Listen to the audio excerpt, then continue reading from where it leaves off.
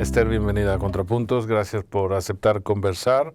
En tu obra hay algo que me interesa mucho y es la forma en que usas hechos históricos y ficción, y está a lo largo de todas tus novelas. ¿Cuándo sabes qué elementos de la historia que quieres contar deben ser de ficción? Cuando empiezo a escribir. En muchas de mis historias hay relato familiar, pero también histórico. El relato familiar tienes que encontrar un punto, un elemento que es diferenciador, porque es lo que te va a permitir mayor libertad.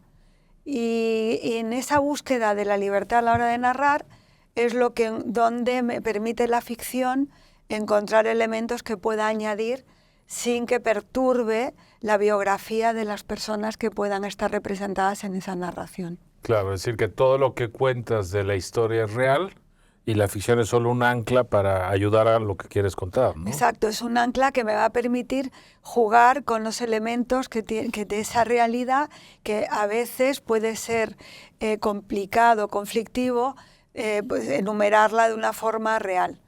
Me ha pasado con algunas novelas, desde la novela La autora, por ejemplo, en la que tuve que jugar con los elementos de la realidad para que el personaje no se reconociera, o con textos que estoy escribiendo ahora que tienen que ver con personajes familiares de los que necesito sacar historias porque necesito comprenderlas y jugar con ellas, pero prefiero utilizar la ficción para profundizar en ellas. Y también para protegerlas dentro de lo Para protegerlas y salvar a estos personajes del entorno más cercano que pueda ser crítico. Claro. Me pasó con Deshojando alcachofas, porque que el personaje, hay un personaje de la madre. Y vinieron amigas de mi madre a decirme que cómo puse a mi madre con un delantal sucio, que mi madre era muy limpia y que jamás se ponía un delantal como ese. O sea, digamos que la tendencia del lector es a encontrar lo biográfico, y aunque esté disfrazado, siempre aparece de alguna forma. Esa novela, por cierto, tiene una estructura muy compleja que juega con la forma en que uno come las hojas de la alcachofa, en cierto sentido, ¿no? Me parece brillantísimo. Acabas de publicar Escucha el silencio, y es un libro en donde están, por supuesto, tus preocupaciones, el exilio, la memoria, el mundo judío, la reparación, algunos de los autores ancla que te han acompañado, pero al mismo tiempo es una novela policíaca. ¿Por qué diste este salto? ¿Cómo tomaste esta decisión? Bueno, vuelvo a la idea de mi madre. Algo importante a la hora de escribir, incluso a la hora de hablar, es que nos quieran escuchar. Y a veces necesitas el misterio para suscitar la curiosidad. Y con mi madre teníamos ese juego. Ella siempre quería saber algo más, o se lo inventaba o sospechaba. Y entonces quise hacer una novela de la que ella pudiera interesarse. Ella leía mucho a Agatha Christie y pensé que jugando así con la historia ella podría estar interesada, ella o los lectores como ella. Ya me pasó con Deshojando alcachofas, que también jugué con elementos de la búsqueda y del misterio, y en Escucha el silencio lo he hecho aún mucho más profundamente. Es interesante la voz narrativa de la novela, porque está contada en primera persona por la protagonista, que se llama Mira, que además tiene un problema de oído desde la infancia, aunque por suerte supo hablar porque el problema fue posterior, no es de nacimiento, y al mismo tiempo por una tercera voz narrativa que es como un desdoblamiento de la propia Mira, ¿no? Al mismo tiempo es una novela que integra muchos discursos, ¿no? Mira va siguiendo las memorias de su abuela, superviviente del Holocausto, lleva unas notas de voz que luego transcribe, hay noticias del periódico, sobre todo el crimen que da pie a la novela policíaca.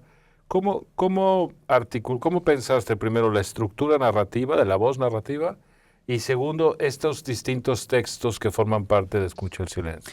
Tienes razón que elegir la voz es uno de los elementos más importantes a la hora de escribir una novela. Y ahí me interesaba ver los pesos del relato. Primero, cómo juega el tiempo con una historia y luego las distintas perspectivas que se pueden dar a la hora de escribirlas. No es lo mismo el uso de la voz que el uso de la escritura, ni cuando el lector o a quien va dirigido el mensaje es otro que un lector fuera de la ficción.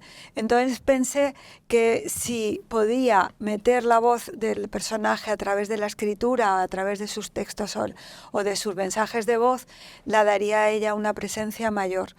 Y a la vez hay un paso del tiempo, un salto de tiempo que hace que pueda haber reflexionado más con la historia y conocerla y volver a ella después. ¿Por qué escogiste Galicia de escenario? Porque no hay ningún vínculo familiar tuyo con Galicia, ¿no? No, no lo hay. Y lo elegí porque había leído una noticia que realmente en los periódicos de la muerte de un sacerdote y creo recordar que había pasado en Galicia. Pero luego también por viajes que había hecho a Galicia, por las hermanas Touza, que tuvieron un papel muy importante, y amigos, que Antón Patiño y su mujer, con los que hizo un viaje muy bonito por Galicia. Entonces, todo eso fue configurando un espacio. El otro elemento, la otra geografía del libro es Montevideo, Sí. donde está la abuela que no puede acompañar a su hija a esta búsqueda de la salvación en Galicia, en el pueblo donde había logrado sobrevivir, y tampoco tienes vínculo con Montevideo, ¿verdad? Bueno, el culpable de que aparezca Montevideo es Roberto Blatt, que no sé si lo conozco, lo he leído y me has interesa leído y mucho, conoces. Sí. La novela en un principio estaba jugando entre Buenos Aires y Montevideo. Y Roberto me estuvo hablando de la presencia de muchos refugiados que llegaron en la Segunda Guerra Mundial, tanto judíos como no judíos, ¿no? Y nazis incluso. Y habían una presencia muy fuerte. Él mismo viene de una familia, su madre era vienesa y yo le considero de alguna forma también esa tercera generación de afectados. Claro. A través de estas conversaciones, que como las que tenemos entre nosotros, entre amigos, van apareciendo los lugares. Y aunque no conozco Montevideo, sí que conozco a amigos que son de allí.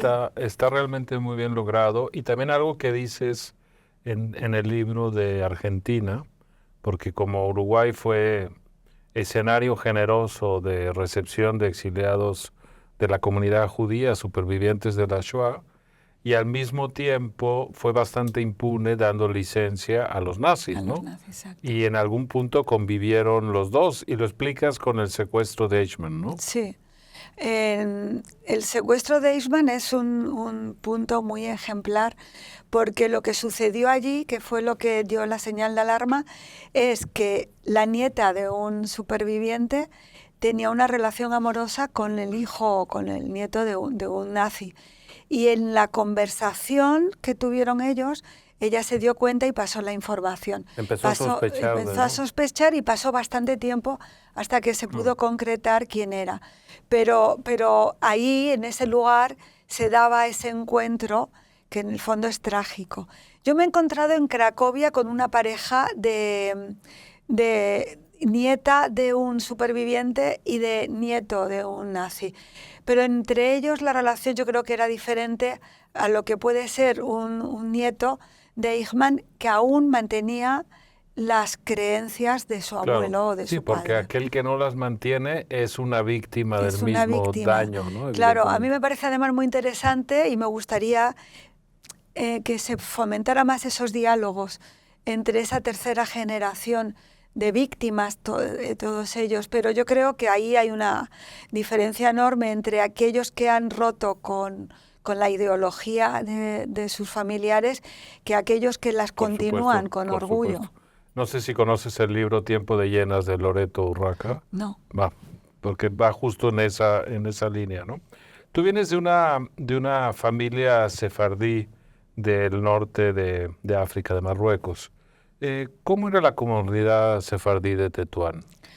Bueno, era una comunidad bastante cerrada en muchos sentidos, que lo hacía también para protegerse, que convivía, y sobre todo hablamos del protectorado, que acabó en el 56, pero que tenía una convivencia con la comunidad española y con la árabe, pero de una forma muy peculiar, porque había una relación amistosa, pero no una amistad que llevara luego a mezclarse o asimilarse unos con otros.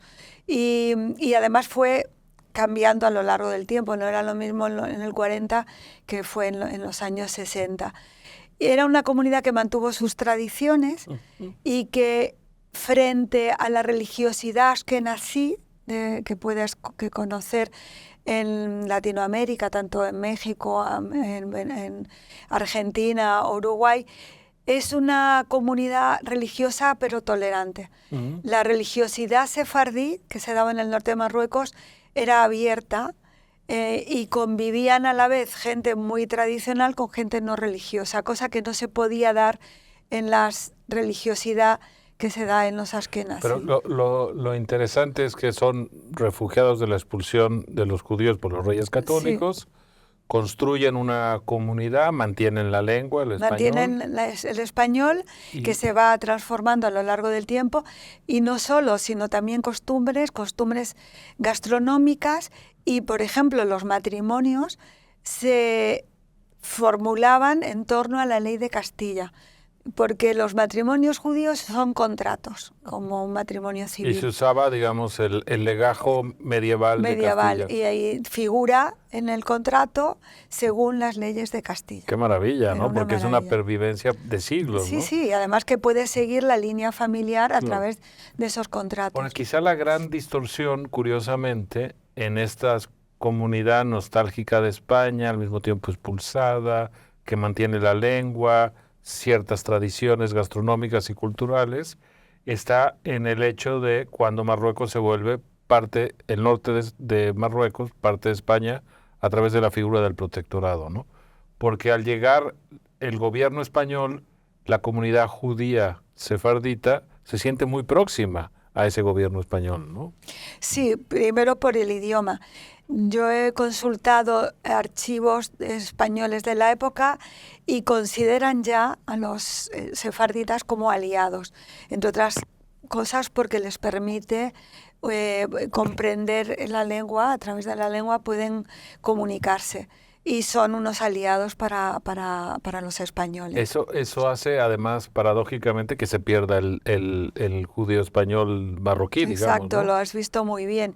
Frente a las comunidades balcánicas de Turquía o de Bulgaria, que mantuvieron el judío español, que estuvieron hablando durante siglos, los judíos del norte de Marruecos consideraron la jaquetía una lengua más bien del barrio, no ilustrada, y prefirieron volver al español. Claro, al gran torrente de la lengua que habían mantenido, pero sí tenían... ¿no? Quisieron saltarse la evolución que ellos habían sufrido y volver al español actual. Digamos que el gran exilio sefardí tiene tres ramas, ¿no? La norafricana, la del Imperio Otomano, con mucha fuerza en Estambul, pero también en Salónica, que pertenecía al Imperio otománico, y la que va por el norte de Europa, ¿no? Sí, es la rama, digamos, portuguesa, que va también a Inglaterra. El vínculo eterno Portugal-Inglaterra. Ámsterdam, y que es la que crea Nueva York. Eso es curioso, que tiene una deriva que llega hasta América, que llega hasta Nueva York. Y, por ejemplo, en Nueva York hay un personaje, Emma Lazarus, que a mí me resulta interesantísima, que es una sefardí que no hablaba español, porque las únicas que mantienen el español son las dos ramas, las balcánicas y la marroquí, la otra lo pierde, sin embargo tienen la conciencia de ser española y escribe el poema que está hoy en los pies de la Estatua de la Libertad, o sea que una española, digamos, da... Y la tradición literaria en Jatemía, que es el dialecto judío-español de Marruecos, sí. ¿existe una tradición literaria o es más bien una lengua familiar hoy Bueno, desaparecida, ¿no? digamos que cuando en el siglo XIX, que es cuando se empiezan en los Balcanes también a ver un trabajo literario, como lo hay también en el yiddish, Claro. es cuando ahí aparece el español y se vuelve al español. Claro. Lo que hay es una tradición folclórica en cancioneros y en romances. Lo que sí es cierto es que este vínculo entre España y la comunidad judía sefardí de Marruecos lleva incluso a Primo de Rivera en la dictadura a otorgar la Sí. nacionalidad y luego algo que reafirma la dictadura de Franco y que fue clave para salvar a muchos judíos perseguidos del Holocausto, ¿no? Exacto, sí, es el primer intento de dar la nacionalidad, que fue además muy importante para muchos a la hora del salvarse. Y luego también en el 2015 se retoma la idea por 2 años de dar la nacionalidad española a aquellos sefardíes que pueden demostrar su vínculo con España. La comunidad judía del exilio en África y en Medio Oriente tuvo que abandonar espacios donde habían estado por siglos con la creación del Estado de Israel. Estos migrantes no están reconocidos, no se habla de ellos, ¿no? No, no se habla de ellos. Hay un intento por parte de estos emigrantes de restaurar su historia y de hacerla visible, creando un día para la emigración de los judíos árabes. Pero ha sido, en primer lugar, porque frente a la creación de una agencia para los refugiados palestinos específica, que se crea al mismo tiempo, los judíos que salen de los países árabes no han sido considerados refugiados ni se crea una agencia especial para ellos. Ellos viajan, se integran en otros países y intentan continuar su vida de una forma integrada en los países de acogida. Estamos hablando de cientos de miles de personas. De cientos de miles de personas. En el caso de Marruecos está, por supuesto, ese trauma para la comunidad árabe de la creación del Estado de Israel en el 48, pero después del fin del protectorado, ¿no?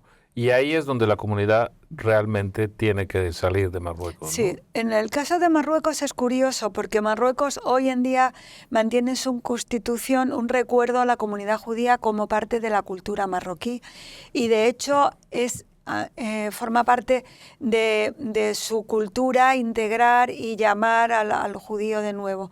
Sin embargo, la sensación, la experiencia del judío en Marruecos era de temor y de inseguridad. Entonces, aunque no hubiera un programa gubernamental concreto, sí que la gente tenía miedo. Eso lo cuentas en Déjalo, ya volveremos. Sí. Donde está pinceladas de un tema muy delicado, que es el asesinato de tu abuelo en 1956, justo en el momento en que Marruecos consigue la independencia y se acaba el protectorado, ¿no? ¿Cómo quieres hablar de esto? ¿Te duele? ¿Tienes información? No, nunca conseguí demasiada información porque mi padre y sus hermanos estaban bloqueados a la hora de hablarlo. Mi padre, cuenta mi madre, que durante años se despertaba en la noche gritando porque fue él el que llegó al tostadero de café que tenían y que era su oficina y fue el que se lo encontró. Fue un asesinato y fue un acto antisemita. En ese momento el asesino estuvo por lo visto en la cárcel muy poco tiempo y fue liberado y lo único que yo escuché como un rumor de amigos de mi padre es que cuando él salió de la cárcel dijo que iba a matarnos a todos. Y eso a mí de pequeña me afectaba mucho y cuando iba por la calle yo iba como intentando proteger la espalda de mi padre. Claro, porque ustedes no dejan, bueno, tu familia no deja Marruecos tras el asesinato de tu abuelo, sino que permanecen hasta los 60, ¿no? Sí, mi padre era joven en el momento del asesinato, pasó un tiempo y rehizo su vida, pero tenían ahí su casa, tenían sus negocios y fue ya en el 67, en la Guerra de los 6 días, cuando vieron que la situación podía ser muy complicada. A mi padre le decidió irse un amigo de trabajo musulmán que vino y le dijo, tú no te preocupes, que si pasa cualquier cosa podéis veniros a esconderos a mi casa. Un acto de amistad y de solidaridad le dio la señal de le dio la alerta, ¿no? señal de alarma. Claro. Y deciden vivir en España, mudarse. Deciden vivir en España porque ya había aquí un hermano de mi padre.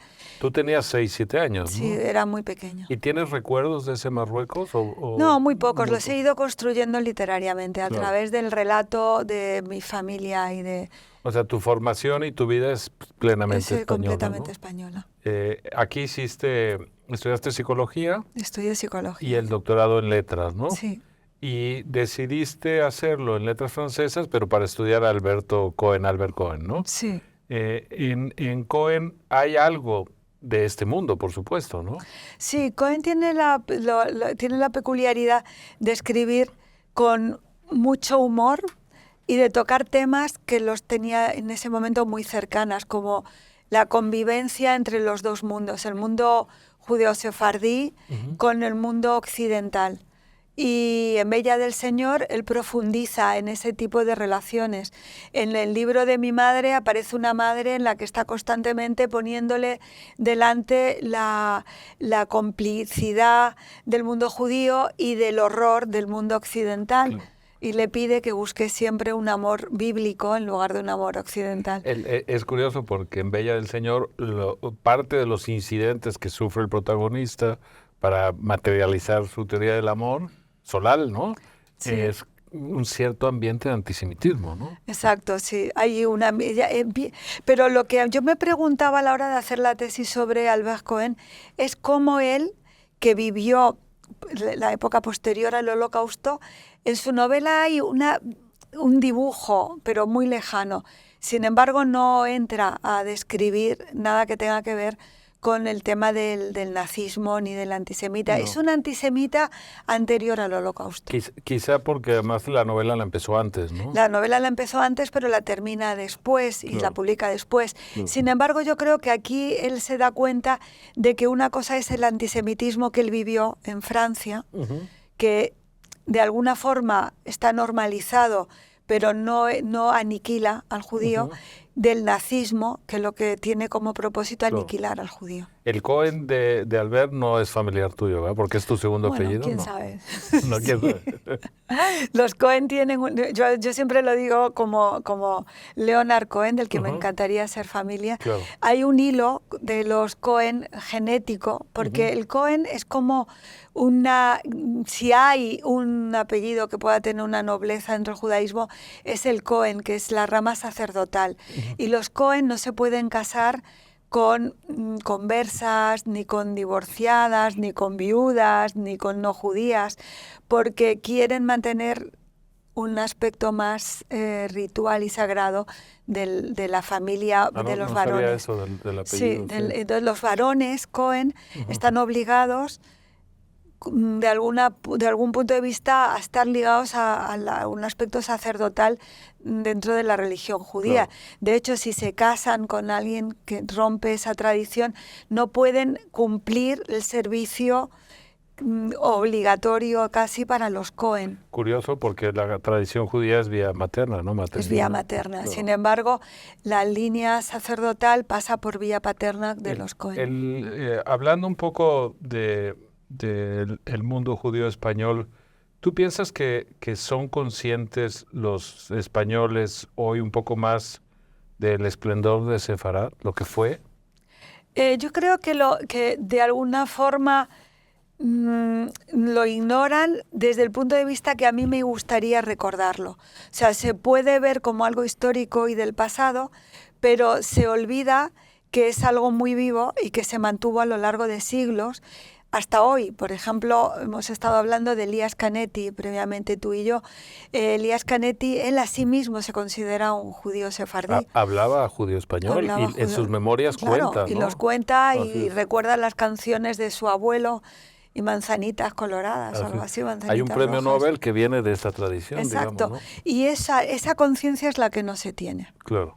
El mundo de Sefarad como que sumaba dos tradiciones muy judías al mismo tiempo, ¿no? Una es el pensamiento abstracto, el racionalismo, del que se desprende toda una tradición filosófica, y otra es la mística, ¿no? Y en Sefarat estaban dos esplendores, ¿no? Por una parte Maimónides y por la otra el Zohar, ¿no? El Moisés León. ¿Por qué no nos hablas un poquito de esta peculiaridad del Pues mundo? mira, hay algo que esto no lo he leído, sino que lo he descubierto, porque y a mí soy lectora de la Biblia, el capítulo que debes leer, hay capítulos que se leen cada sábado de la Biblia y se lee un trozo de la Biblia y un trozo de otra parte de la Biblia. El sábado que se lee el trozo de la Biblia en el que Jacob cambia su nombre por Israel, a la vez se lee el trozo de la Biblia donde aparece la palabra Sefarat por primera vez.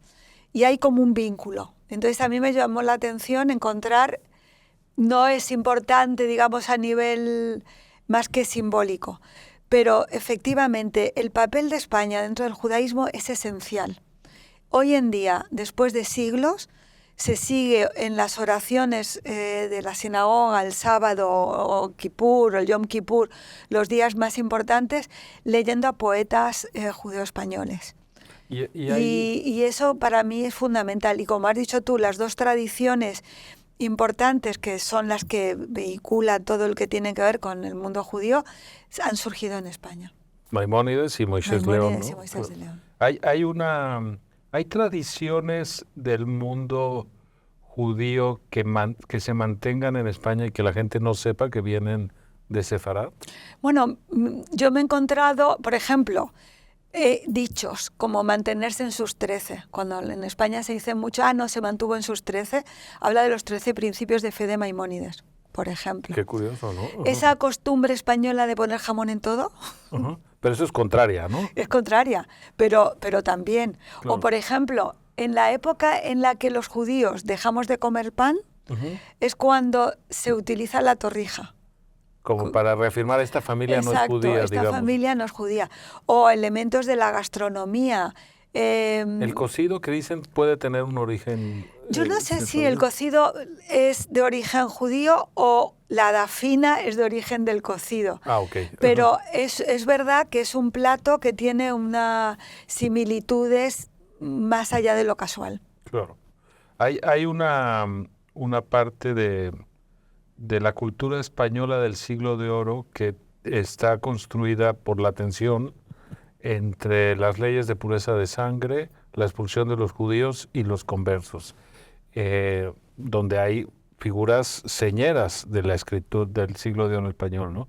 ¿Ese tema te ha interesado? ¿Has indagado un poco? Me ha interesado a nivel de lector y no a nivel para profundizar en él, pero sí que cuando leo a María Teresa de Jesús, por ejemplo, o cuando he leído un libro que me ha interesado mucho, se llama sobre Spinoza, El marrano de la razón, ahí sí profundiza en esas influencias, como decía Harold Bloom. Hay una serie de influencias de ese mundo judío que se ha mantenido hasta hoy en la cultura española. Por ejemplo, Fajardo habla mucho de eso en varios artículos y hay una influencia que va más allá de lo que nosotros también podemos descubrir. Calisto y Melibea bebe también de esa tradición, hasta incluso se habla del Quijote. A mí me interesa ahí mucho una lectura que conozco gracias a ti, que es la historia de la Inquisición española, de Bención Netanyahu, que explica cómo la Inquisición fue creada como un instrumento para perseguir a los judíos en primera instancia y después cualquier herejía al mundo católico, y sobre todo para evitar a los que estaban ocultos, ¿no? A los falsos conversos, ¿no? ¿Por qué es tan importante este libro y por qué es tan polémico? Bueno, pues yo creo que es importante porque él de alguna forma une todo el tema y lo hace de una manera divulgativa. aunque luego los estudiosos y los que en las academias consideran que no actualizó los archivos, de dónde salen sus fuentes, etcétera. Yo creo que es importante porque él apunta a un tema que es el que es conflictivo y que de hecho acaba de salir otro libro sobre la Inquisición, en la que dice que hemos sobrevalorado el terror de la Inquisición y que en realidad no era como se dice. Y yo creo que cualquier intento de salvar a la Inquisición que se está haciendo hoy en día y que se mantiene hasta hoy, me resulta curioso porque en realidad los hechos son claros. O sea, hay una persecución, se interroga, se persigue a personas que en ese momento son cristianos y entonces es conflictivo, como me preguntas tú, el libro de Netanyahu, porque él lo que quiere señalar es que no es una cuestión religiosa sino racial. Él considera que esa persecución se hace a cristianos nuevos, pero que en realidad son cristianos, y que no hay ninguna prueba de que hayan judaizado. Si la explicación es que lo que quieren es que cumplan el propósito de la cristiandad y se mantengan en su fe, no hay pruebas de que no lo hicieran. Claro. Sí, consideramos que aunque ellos hubieran mantenido algún tipo de costumbre, sea legítimo perseguirlos. Yo no creo que lo fuera, pero imaginemos que sí.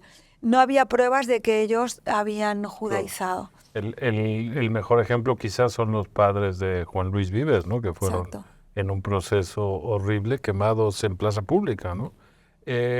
A mí me interesa mucho la realidad histórica de España, de Américo Castro, porque él es uno de los primeros historiadores que explica la formación de España en la suma de las tres culturas, la musulmana, el gran al-andaluz y todo lo que había detrás, sefarad y el mundo cristiano. ¿Coincides con Américo Castro? ¿Te interesa? Sí, sí me interesa porque es cierto que España se construye a través de las tres, pero añadiría que también se construye a través de la expulsión y de la exclusión de los otros. Y yo no puedo imaginarme, pero me gustaría imaginarme cómo hubiera sido una Europa en la que no se hubiera dado ya un ejemplo de esa tan grave, porque ya se dio antes, se dio en Francia, se dio en Inglaterra. En la propia España hubo en la Edad Media pogromos salvajes, ¿no? Pero de la manera tan rigurosa y cómo se mantuvo a lo largo de los siglos, fue el único país que lo mantuvo. Entonces, creo que eso también forma parte de lo que es la construcción de España. Te interesará saber que en el exilio republicano en México, unos vínculos muy naturales que estableció esa comunidad fue con la comunidad judía, porque compartían la sensación de desarraigo y de expulsión, y hay muchas relaciones amistosas, matrimonios y compañeros de escuela, etcétera, de la comunidad judeo mexicana y la comunidad republicana, ¿no? Sí, porque yo creo que lo que tú señalas es importante. El exilio judío que se dio en ese momento es exactamente igual que el que pudo haberse dado en cuanto al sentimiento de los republicanos. No hubo odio a España en ningún momento, sino darse cuenta que en ese momento España no podía acogerlos, pero España seguía siendo el país de referencia para todos ellos. España es un país muy tolerante, muy abierto y yo creo que muy poco o nada racista. Y sin embargo percibo que sí hay un hilo de antisemitismo, ¿no? ¿Cuál es tu impresión? Mi impresión es que hay unos prejuicios que se han ido manteniendo a lo largo del tiempo, pero que no se enuncian de una manera clara, que están de alguna forma larvados en el inconsciente. Es verdad que España es un país generoso y solidario, lo vemos constantemente, pero hay una serie de brotes antisemitas que se siguen dando y que lo hemos visto a lo largo del tiempo y lo hemos visto también en el 7 de octubre. Y todo eso nos duele como españoles porque no entendemos qué tipo de mensaje nuevo hay que transmitir para parar o para romper esa sensación que se tiene de incomprensión acerca del fenómeno judío. Hay una parte de la izquierda radical que es antisionista y que en realidad está enmascarando probablemente una suerte de antisemitismo también, ¿no? ¿Coincides conmigo que el antisionismo radical es antisemitismo? Sí, de hecho, está enunciado en las definiciones que se han aceptado incluso por el gobierno español de antisemitismo. Un antisionismo irracional en el que no hay un análisis claro y en el que de repente la crítica lleva a la destrucción del Estado y lleva a la propuesta de la destrucción del Estado, es antisemitismo. Podemos criticar distintos gobiernos como se critica a cualquier país, distintos gobiernos, lo vemos constantemente, ¿no? Y la oposición tiene derecho a hablar y tiene derecho a exponer sus razones. Lo que en ningún país se ve cuestionado y ningún país pone en riesgo su propia existencia por el hecho de tener un determinado gobierno. Claro. Ahí has hablado del 7 de octubre. Me parece para mí que lo viví con estremecimiento. Increíble que Europa haya hecho un trabajo tan bueno y consciente, sobre todo Alemania, pero no solo, sobre la Shoah, Sí. y tenga leyes y una conciencia colectiva.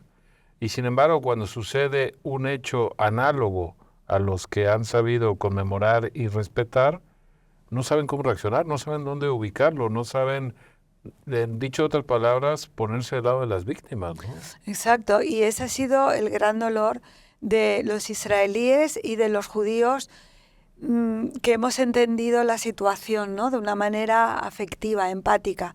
Y la verdad es que no tengo ninguna explicación para este fenómeno. Hay como una fractura entre la conciencia actual y el pasado. O sea, de alguna forma, el pasado lo hemos sabido situar, entender, analizar y encontrar sus claves, mientras que los fenómenos actuales nos dejan desnudos ante la realidad y no sabemos juzgarlos. Pero te puedo decir que las víctimas y que todavía están, además hay todavía secuestrados y familiares que han venido, su perplejidad ante la situación es enorme. En el libro cuentas, en Escucha el silencio, un viaje ficcional de la protagonista con su abuela, de Mira con Sofía, a Jerusalén, ¿no? Y que incluye además momentos muy importantes, por ejemplo, el discurso de la abuela en el Yad Vashem. ¿Qué parte hay de realidad en esto y cómo fue tu descubrimiento y tu trabajo con el Yad Vashem? Bueno, aquí hablarte de Perla Hassan, que era la representante del Yad Vashem en España. Cuando aún no se conocía este museo, ella empezó a formar gente y se hizo un pequeño grupo de intelectuales que fuimos al Yad Vashem a conocerlo, entre ellos editores, y a partir de ahí se publicó, por ejemplo, Aaron Appelfeld, o escritores como Mercedes Monmany, que tuvo una conciencia muy fuerte acerca de Juana Vázquez, acerca Mercedes es admirable y en el tema del exilio Exacto, también, ¿no? ella es muy consciente del tema del exilio y fue en ese primer viaje donde también tuvo contacto con supervivientes y con investigadores. El trabajo que hace ese museo es ejemplar a un nivel museístico, de representación y también de investigación. La forma de contar es increíble y además tienen un archivo y tienen un centro de investigación. El museo, hay un pabellón dedicado a los niños que es estremecedor, porque lo único que es un recorrido a través de luces que van simplemente diciendo la edad y los nombres de los niños. Esa experiencia está siempre allí, pero tengo una dificultad en ponerme en la piel de la víctima. No de una forma del testigo, sino hablar en su nombre me resulta muy difícil. Entonces creo que para mí es la única forma de aproximarme a al tema de la Shoah y al tema actual de cómo se trabaja hoy con ese tema, ha sido a través de estas aproximaciones. Tengo un texto escrito sobre Violeta Friedman, porque Violeta fue una superviviente que vivió en España, que permitió cambiar la ley española porque ella denunció a León de Grell, que negó el Holocausto. Que vivía en España. Que vivió en España también. Okay. Y es un ejemplo que también se ve en este libro de cómo en un país pueden vivir a la vez las víctimas y los verdugos. Claro. Y además en este caso, León de Grell no solo negaba el Holocausto y dijo que Auschwitz era una invención, sino que hay una carta que se puede leer en internet en la que él escribe al Papa diciéndole que cómo se atreve a ir a Auschwitz a decir nada, que eso era mentira, etcétera. O sea, fue un militante en contra de la memoria del Holocausto.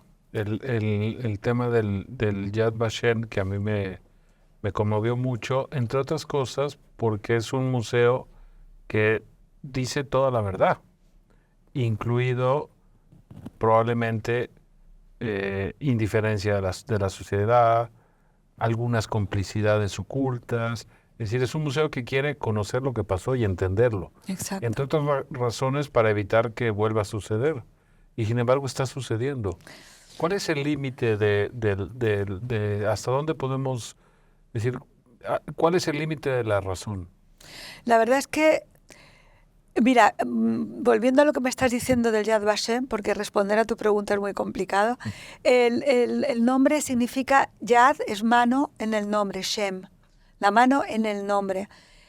La clave es dar importancia a cada miembro de esta comunidad, no solo de las víctimas, sino de las personas que fueron capaces de salvar a otras. De hecho, el trasunto del libro es la búsqueda de las personas que hicieron posible la salvación de los refugiados, de los que estaban huyendo. Estos justos de la humanidad, que se llama así. Hablas de la razón. Yo creo que lo que nos falla es educar no en la memoria solo, en el qué es lo que pasó, sino en cómo encontrar elementos en la realidad que nos permitan actuar, dándonos cuenta que cualquiera de nosotros puede hacer algo en un momento determinado y no dejarse llevar. Pero lo vemos en cualquier situación actual. Cuando hemos visto lo que ha pasado en Valencia por la gota fría, prefiero llamarla así, vemos que si una persona actúa, es capaz de cambiar la realidad de su entorno. Me parece esencial. Y recuperar la historia no solo de los nombres de las víctimas, sino de las acciones que hicieron posible cambiar esa parte de la historia, me resulta que es la única que puede dar ejemplo a la actualidad, a los jóvenes actuales. Está en tu novela Escucha el silencio. Efectivamente, parte de la trama es encontrar quiénes fueron los justos entre las naciones o justos de la humanidad que ayudaron a la abuela de la protagonista a huir de la persecución y encontrar una nueva vida en América, ¿no? Y es una figura importantísima porque tiene que ser altruista, tiene que haber puesto en riesgo su vida, porque no basta decirlo, hay que actuar, hay que hacer las cosas, ¿no? Y me parece que ese es un ejemplo en el que estamos altamente carenciados en nuestros días, ¿no? Se pueden dar toda clase de declaraciones altisonantes y ser valiente en la expresión, pero luego en los hechos muy pocos son los que rompen con la opresión o con la conveniencia. Es una paradoja, ¿no? Es una paradoja y tenemos ejemplos actuales. Lo estamos viendo en la realidad actual, cómo las oposiciones a determinados gobiernos totalitarios ponen en riesgo constantemente su vida. Claro. Pero yo creo que es darse cuenta de que estás en riesgo si no lo haces también. O sea, no actuar, estamos poniendo en riesgo el futuro de generaciones y estamos obligados a hacerlo. Parece un riesgo más evidente actuar en frente al poder, ¿no? Y al poder violento, pero no hacerlo a su vez, contribuir a que se mantenga, hace que sigamos en riesgo. Hay una parte de tus posturas en torno a Israel que me gustan mucho, porque lo que dices es, por supuesto, se requiere la solución de los dos estados y hay que darle tiempo a que una vez establecida de manera forzada esa solución, esas comunidades encuentren a lo largo de varias generaciones el espacio de convivencia, ¿no? Y pones el ejemplo de Europa. Europa tardó mucho en encontrar la paz y construir, por ejemplo, la Unión Europea, ¿no? Yo a veces pienso en Víctor Hugo, que en la guerra franco-prusiana decía la única solución es la Unión Europea, la llamaba los Estados Unidos de Europa, ¿no? Y tardaron casi 2 siglos en concretarse. ¿Cómo vives este conflicto y esa incomprensión? Pues con mucha tristeza. Lo vivo con mucha tristeza porque creo que lo que tú estás enunciando no lo comprende la mayoría de los ciudadanos ni nuestros líderes. Y entonces yo creo que estamos llegando a un liderazgo muy extremo y no están permitiendo el diálogo. Y yo creo que es la única solución. La convivencia. Palestina es un territorio en el que han convivido a lo largo de los siglos las 3 religiones. Es así porque lo vemos en lo que nos queda en el muro, en la mezquita, en el santuario, donde vivió Jesús de Nazaret. Entonces,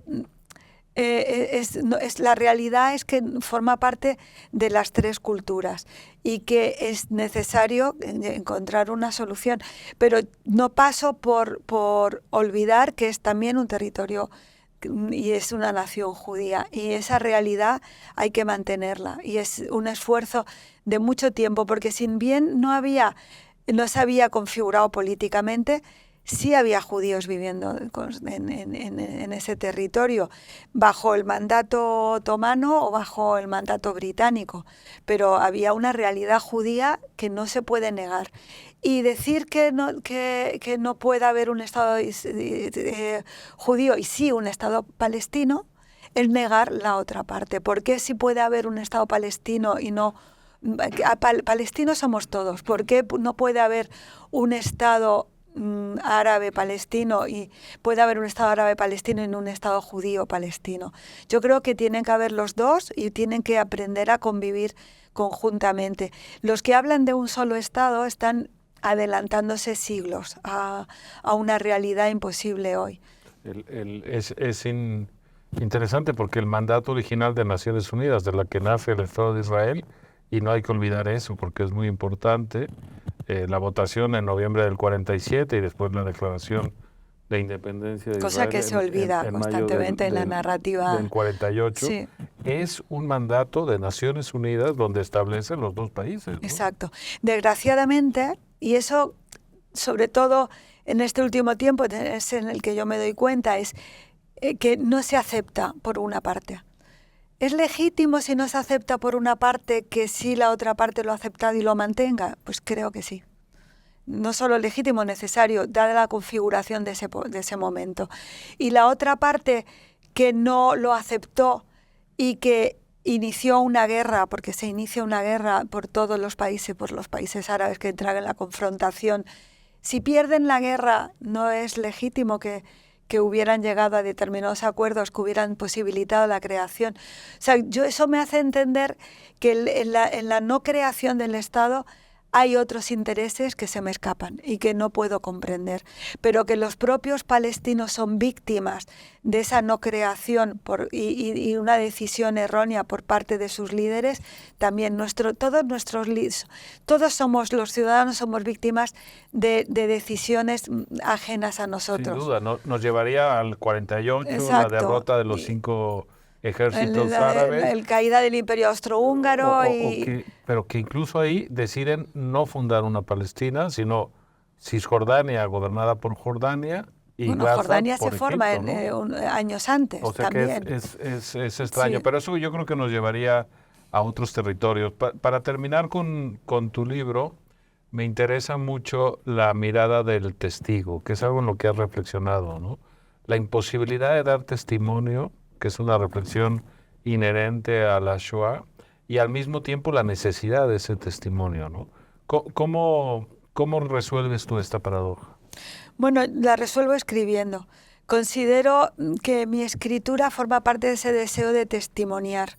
Creo que el escritor, en fin, y tú como escritor también, creo que formas parte de ese mundo del deseo de testimoniar, que es fundamental.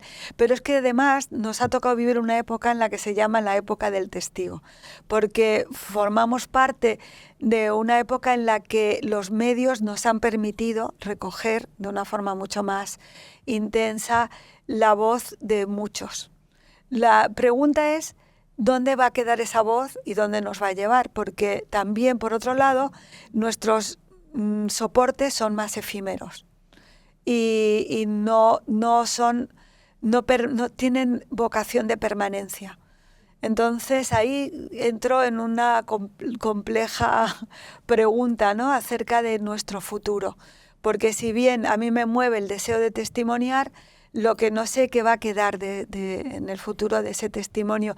Y si no sé si eso es también un riesgo, porque hoy lo que ha permitido salvar las narraciones diferentes de los supervivientes de la Shoah es precisamente esa voluntad de instituciones como el Yad Vashem o los Primo Levi o las narraciones posteriores. Pero hoy en día nuestros medios son mucho más volátiles, ¿no? Y no tienen esa vocación de permanencia.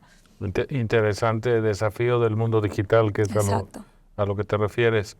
Te voy a hacer una última pregunta y luego una que le hago a todos los invitados, porque es otra lectura que te debo yo, que es Tú y yo, de Martin Buber. En este libro, digamos, la clave es el respeto al otro, y el diálogo solo es posible a través de la diferencia, pero el punto de acuerdo, ¿no? ¿Por qué no nos hablas de la importancia de este libro? Bueno, me encanta ese libro de El Yo, Tú de Martin Buber, que además termina luego en un diálogo con con Levinas, Finkielkraut, Con la escuela de Frankfurt. Con toda la escuela de Frankfurt. Él dice, Martin Buber, que la dignidad humana solo aparece en ese diálogo del yo-tú. Y creo que es importante porque solamente somos quienes somos y puedo entender una humanidad en relación con el otro. No puedo entenderlo dentro fuera del diálogo. Entonces yo he construido toda mi vida en torno a ese diálogo, en torno al diálogo de mi judaísmo con la cristiandad o con Occidente, donde estoy viviendo, como lo hizo Albert Cohen o lo hizo Elías Canetti, y intentando que esa voz muy fina que pueda aportar esté allí y se mantenga. A todos mis invitados, Esther, les hago una pregunta un poco extravagante. Que recomienden un libro que la gente que nos está escuchando, viendo o leyendo no puede pasar por la vida sin haberlo leído.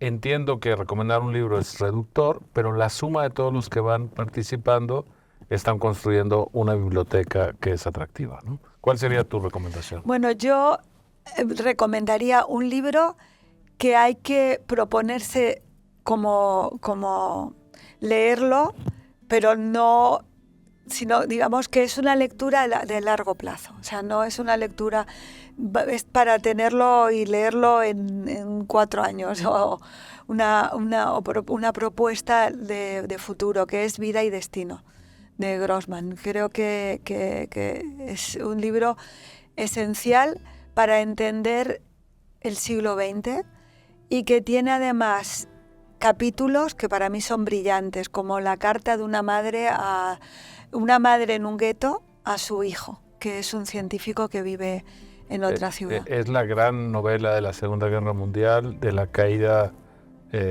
o el triunfo de Stalingrado, y efectivamente de la colisión de dos totalitarismos, ¿no? O sea que celebro mucho tu invitación a la lectura. Pues muchísimas gracias y gracias por esta invitación. Gracias a ti, Esther.